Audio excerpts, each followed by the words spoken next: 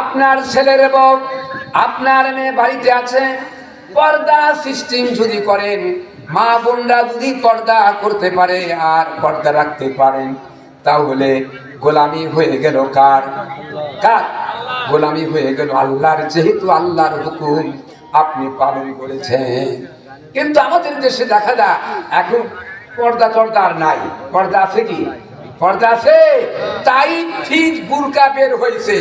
উচিত ছিল লুজ বুরকা পরা, অতিরিক্ত একটি রুমাল বা চাদর বড় উপরে দিবে, যাতে তার শরীরের কতটুকুন মোটা, কতটুকুন তরুতাজা, কতখানি বহর হবে, এটা যেন দেখতে কেউ না পারে। লুজ বুরকা পরতে হবে। এখন এমন বুরকা পরে, সে বুরকা একদম টাইট ফিট। জোরে বলেন ঠিক কিনা? অথচ হযরতে ফাতিমা রাদিয়াল্লাহু তাআলা আনহা যেদিন ইন্তেকাল করলেন, তার আগে হযরতে আলীকে বললেন, আলী রে, আমি তো অসুস্থ হয়ে পড়েছি, আমি তো মরে যাব, আমি আর বাঁচব না। আমার মনে হচ্ছে এখনই আজরাইল এসে যাবে। আমি যখন মারা যাব, আমি অনুরোধ করছি তোমাকে বলবো, আলী, আমি মারা যাওয়ার পরে মাইক দিয়ে আওয়াজ করে লোকজন দেখে ধুমধাম করে ওপেনে দিনের বেলা আমার জন্য জানাজার করবে না। আমি যখন মারা যাব, তখন রাত্রি বেলা অন্ধকারে লোক সংখ্যা কম হলেও সেখানে জানাজারে নামাজ পড়বে। কেন বললেন? যে আমি আল্লাহর নবীর মেয়ে ফাতিমা এত মোটা ছিলাম, এত চওড়া ছিলাম, এত লম্বা ছিলাম, অনুভব করতে পারবে কাপড়ের উপর দিয়ে কতটুকুন চিন্তা তাদের ছিল, আমি গুনাহগার হয়ে যাব। আর আমাদের দেশে মা বোনেরা বুরকা পরে, সে বুরকার মতো না, আবার কেউ বুরকাই পরে না। যদি এরকম হতে থাকে, তাহলে তার গার্জিয়ান, তার স্বামী, তার বাবাকে হাসরের ময়দানে আল্লাহর সামনে আসামির কাতারে দাঁড় হতে হবে। এই পথ থেকে আল্লাহ আমাদের হেফাজত করুন, জোরে বলেন আমিন। ভাইরা আমার, এই জন্য সঠিক পথ চলতে হবে। কোন পথে? সঠিক পথে চলতে হবে। সঠিক পথ হলো কোরআনের পথ। পথ হলো দুইটি। পথ কয়টি? দুইটি। একটি হলো ডান পথ, আর একটি হলো বাম পথ। ডান পথ হলো আল্লাহর পথ, আর বাম পথ হলো শয়তানের পথ। আল্লাহ মানুষ পথ তৈরি করে, ইট লাগে, পাথর লাগে, লাগে কিনা? এগুলি দিয়ে পথ সিমেন্ট দিয়ে তৈরি করে। কন্ট্রাক্টর বাজেট যত দেয়, তার চাইতে কম দিয়ে রাস্তা 12টা বাজায় দেয়। অনেকে ভাগ টাক করে নেয়, চলে বলেন ঠিক কিনা? কিন্তু আল্লাহ রাব্বুল আলামিন এই পৃথিবীর মানুষের চলার জন্য এত সুন্দর পথ তৈরি করলেন।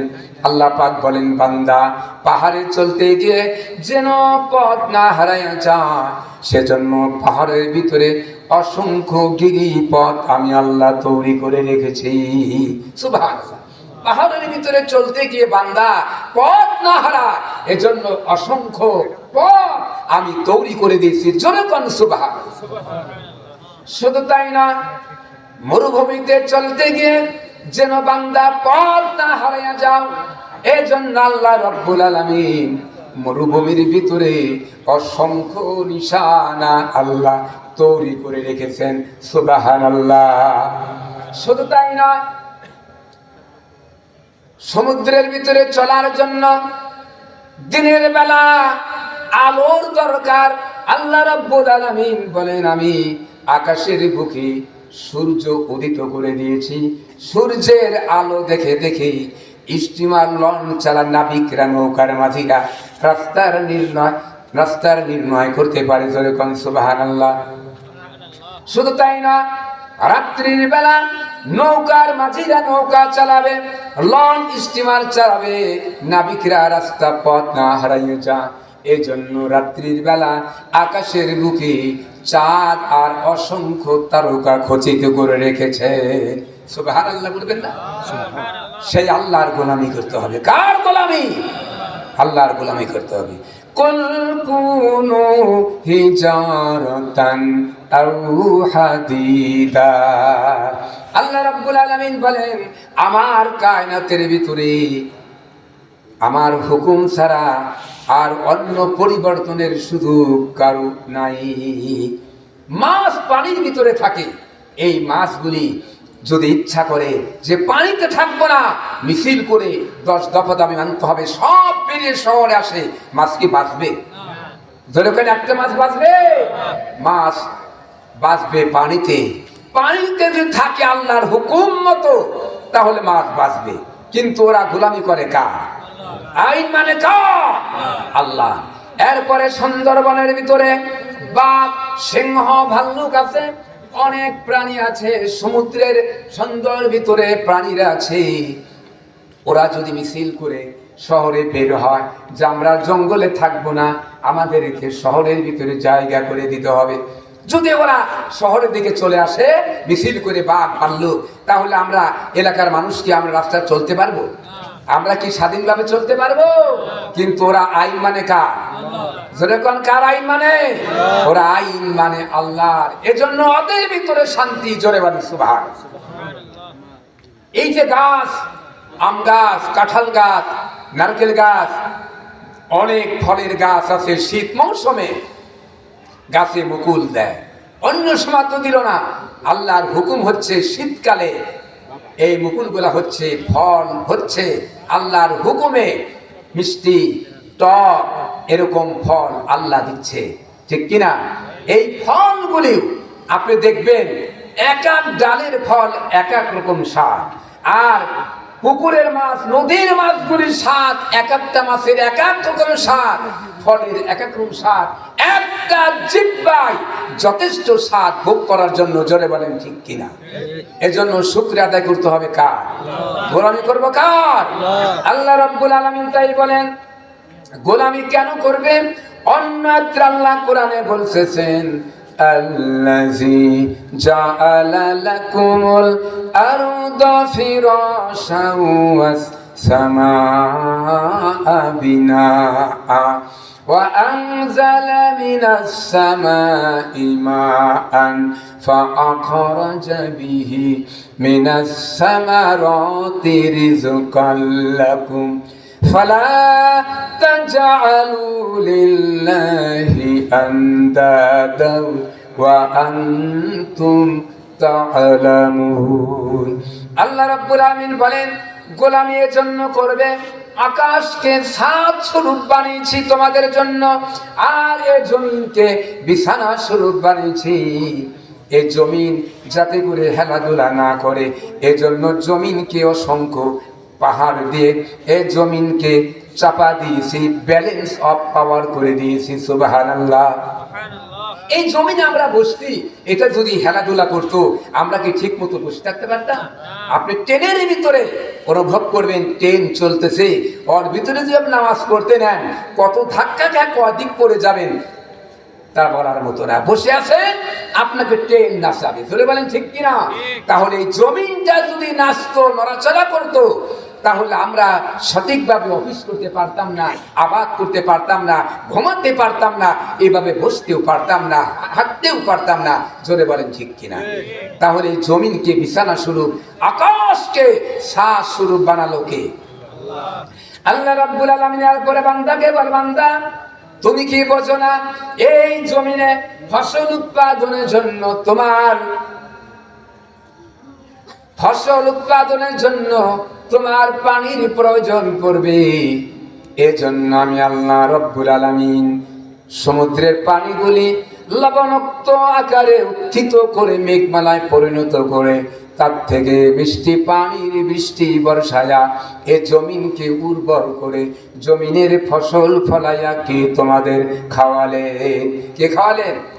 আইলাহুম মা আল্লাহ বালহুম কওমুন ইয়াদিলুন। জমিন সৃষ্টির ব্যাপারে, মানুষ সৃষ্টির ব্যাপারে আর কোন ইলাহ আছে? আরো জোরে বলেন, আছে কে? কোন ইলাহ নাই, কোন আইনদাতা নাই, কোন বিধানদাতা নাই। আল্লাহ রাব্বুল আলামিন এরপরে বলেন, আম্মাই ইয়াহদিকুম ফি যুলুমাতিল বাররি ওয়াল বাহর ومن يرسل الرياح بشرا بين يديه رحمته। এই যে বৃষ্টি হয়, আকাশ থেকে মুষলধারে বৃষ্টি হয়, এই বৃষ্টি যখন মেঘমালা হয়, যখন বৃষ্টি হয়, এই বৃষ্টির আবহাওয়া ঠান্ডা আবহাওয়া অনুভূতি আল্লাহ বান্দাকে বুঝান যে এই যে বৃষ্টি আসতেছে, ঠান্ডা বাতাস দিয়া অনুভূতি বুঝান বৃষ্টি আসতেছে, পাশেই বৃষ্টি হয়েছে, এখন আমাদের কাছেও আসবে, ঠান্ডা বাতাস আসে, অনুভব করান কে? এই ঈদের দিন সকালবেলা প্রচন্ড বৃষ্টি হলো, হলো কিনা? আমি নলকা ঈদগাহ ময়দানে মাঠে ইমাম, সেখানে আমি যা দেখলাম সামিয়ানা স্টেজ লঞ্জ হয়ে গেছে। আগের দিন রাত্রি বাতাসে ফাঁকা জায়গা, প্রচন্ড বৃষ্টি, অনেক জায়গায় এরকম বৃষ্টি হয়েছে। মাঠে আমরা নামাজ পড়তে পারি নাই। একটা মসজিদের ভিতরে আমাকে নিয়ে যাওয়া হলো, মসজিদের বিশাল মসজিদ, সেই মসজিদে আমি ঈদের নামাজের দায়িত্ব, ইমামতির দায়িত্ব পালন করলাম। তাহলে বোঝা গেল এই বৃষ্টিটা যদি কোনো সরকার ক্ষমতা থেকে যদি ঈদের দিন বৃষ্টি দিত, আমার মনে হয় বিরোধী দল একটাও ঠিক থাকতো না। জোরে বলেন ঠিক কিনা? পাবলিক সহ সব আন্দোলন করতো সরকারের বিরুদ্ধে। জোরে বলেন ঠিক কিনা? কিন্তু আল্লাহ পাক কতগুলি জিনিস নিজের হাতে রাখছেন, হায়াত, মউত, অক্সিজেন, বৃষ্টি, পানি, এগুলি আল্লাহ পাক নিজের হাতে রেখেছেন, তিনি বন্টন করেন, যার কারণে আমাদের ভিতরে কম বেশি হয় না। জোরে বলেন ঠিক কিনা? সূর্যের তাপ আলো সকলকে দিচ্ছে, হিন্দু, খ্রিস্টান, বৌদ্ধ, নাসরা, ইহুদি নামাজ কালাম পড়ে না, তাদেরকেও রৌদ্রের তাপ দিচ্ছে, ধান শুকাচ্ছে, খড় শুকাচ্ছে, গম শুকাচ্ছে, মুসলমানদের তাও শুকাচ্ছে। ডাব গাছে নারিকেল ধরছে, মুসলমানের ডাব গাছে দেখা যায় ভিতরে ডাব, নারিকেলে পানি আছে, আর হিন্দুরা ডাব গাছ গাছে, ওখান থেকে আনলে দেখা যায় ডাবের ভিতরে পানিও নাই, নারিকেলও নাই। এমন কি হয়েছে? দেওয়ার ভিতরে কোন অক্ষরে প্রণতা নাই। তিনি হলেন আল্লাহ। তিনি হলেন কি? আল্লাহু লা ইলাহা ইল্লা হুয়াল হাইয়ুল কাইয়্যুম। আল্লাহ হচ্ছেন তিনি, যিনি ছাড়া কোনো ইলাহ নাই, আইনদাতা নাই, বিধানদাতা নাই, সার্বভৌমত্বের মালিক হচ্ছেন একমাত্র, শুধুমাত্র, কেবলমাত্র আল্লাহ রাব্বুল আলামিন। সেই আল্লাহর আইন মানতে হবে। আলা লাহুল খালকু ওয়াল আমর, সৃষ্টি যার, আইন চলবে কার? আরো চিল্লা বলেন, ভয় লাগে নাকি? সৃষ্টি যার, আলা লাহুল খালকু ওয়াল আমর, সৃষ্টি যার, আইন চলবে কার? আল্লাহ। মানুষের তৈরি করা যত মতবাদ সব কুফরি মতবাদ। কোন মুসলমানের বাচ্চা যার গায়ে মুসলমানের রক্ত আছে, আল্লাহর দেখানো, রসুলের দেখানো ইসলাম ছাড়া অন্য কোন আন্দোলন করতে পারে না। হারাম হারাম।